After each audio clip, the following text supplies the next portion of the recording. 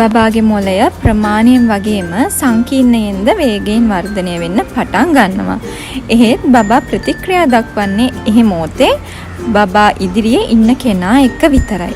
තමාට සමීප අයව සරලව වර්ග කරගන්න හැකියාවක් තියෙනවා. කතා කරන්න බැරි වුණත් භාෂාව වචනය තේරුම් ගන්න පුළුවන්කම තියෙනවා.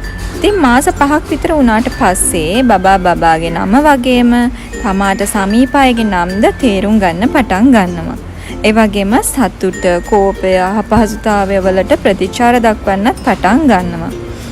අමුත්තන් දකින්න ගොඩක් කැමැත්තක් දක්වනවා වගේම දෙමව්පියන් එක්ක සෙල්ලම් කරන්න ගොඩක් කැමැත්තක් දක්වනවා. බබාගේ මූලික අවශ්‍යතාවයන් මොනවද කියලා බැලුවොත් සෙනෙහස, අවධානය හා රැක බලා ගැනීම ගොඩක් බලාපොරොත්තු වෙනවා. ඒ වගේම ආදරයට අමතරව නිසි පෝෂණය, දරුවත් එක් කරගත්තම වෙලාවට ඒවා මාරු කිරීම, බබාව හිඹින එක, වගේම බබාව තුරුල් කරගන්න එක බබා බලාපොරොත්තු වෙනවා.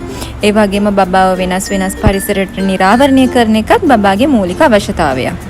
බබාට මේ කාලයට කියලා දෙන්න ඕන දේවල් මොනවද කියලා බලමු. මේ කාලයට නිතරම බබා කරදරකාරී විදියට හැසිරෙන එක සාමාන්‍ය දෙයක්. බබාට වැඩිපුර ආදරය, අවධානය දෙන එකේ මේක මගහරව ගන්න පුළුවන්. අනාගතේ විනය පවත්වාගෙන යන්න අවශ්‍ය දේවල් මේ කාලේ ඉඳන්ම හුරු කරන්න පියවර ගැනීම ගොඩක් සුදුසුයි.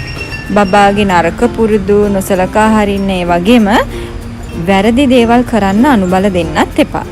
මේ කාලේ ඉඳන්ම බබාව දිනචර්යාවකට හුරු කරන එකත් ගොඩක් වැදගත් දෙයක්.